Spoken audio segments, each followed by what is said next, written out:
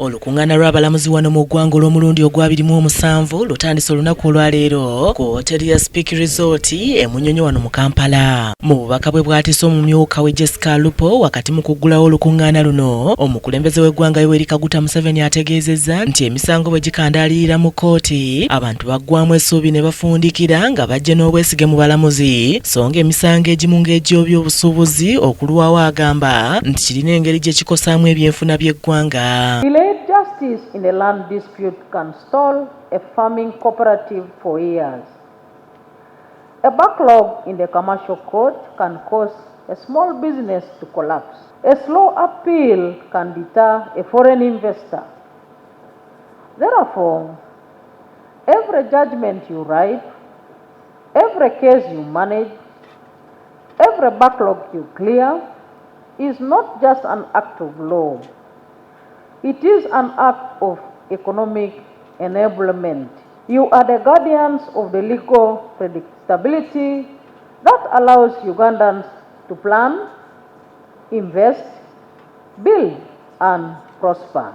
Bw'atyo Pulezidenti asabye abalamuzi okwettanira enkola y'abantu okukkaanya kiyambeko mu kukendeeza ku kwetuuma kw'emisango mu kkooti. Alternative disputes resolution must decongest costs, not remain a side activity. I am encouraged that this conference will address alternative disputes resolution and alternative justice systems, case management in complex matters, sentencing consistency, technology and judicial leadership. Museveni mu ngeri y'emu yeebazizza abadde Ssaabalamuzi Alfonso Owiny Dollo olw'emirimu gy'akoledde eggwanga era n'asaba Ssaabalamuzi omuggya Dr. Flavian Nzeija okukola n'amaanyi ku ky'okukendeeza okwetuuma kw'emisango mu kkooti. As you deliberate during this conference, I urge you to focus on practical solutions that reduce backlog. Ssaabalamuzi Dr. Flavian Nzeija asuubizza okulaba ng'abalamuzi bettanira okukozesa tekinologiya kibangwize mu nkola y'emirimu gyabwe naddala nga bawa ensala mu budde.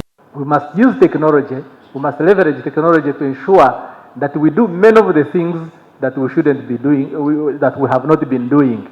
For example, judges should not be seen typing anything. We should have software that enable voice to text, so that the judge just speaks into the machine and the machine writes the judgment. Abalamuzi ono abasabye okukeera ku mirimu saako okwewala okwebuzaabuzanga ku mirimu kiziyize emisango okwetuuma. Like corruption, absenteeism, poor customer care, poor time management, and undue adjournments and late judgments, among others. You know, it's so sad that people move and come to your court, they have traveled long distances, and then when they arrive at your station, you are not there. Or you arrive at any time you want. Nzeija era asabye omukulembeze w'eggwanga okubayambako okuzimba ennyumba z'abalamuzi naddala mu bitundu by'ebizinga kiyambeko abalamuzi obutasula wala ne gye bakolera. Now I emphasize institutional houses. We've been having challenges where our judicial officers are posted far away from here, and then they struggle looking for houses. Now we shall be having institutional houses, and I think we have already started doing this. And I would also emphasize this with His Excellency that he must support us in this direction. Omwogezi w'essiga eddamuzi James Eremye Mawanda alaze ng'olukungaana luno bwe balusuubira okuvaamu ebibala ebingi. Era n'emibiri gyaffe nga tugikuumye bulungi nnyo nti si buli kaseera ate tuli mu malwaliro ate tugenzeewa kitwetaagisa era kitukakatako okubeera n'obulamu.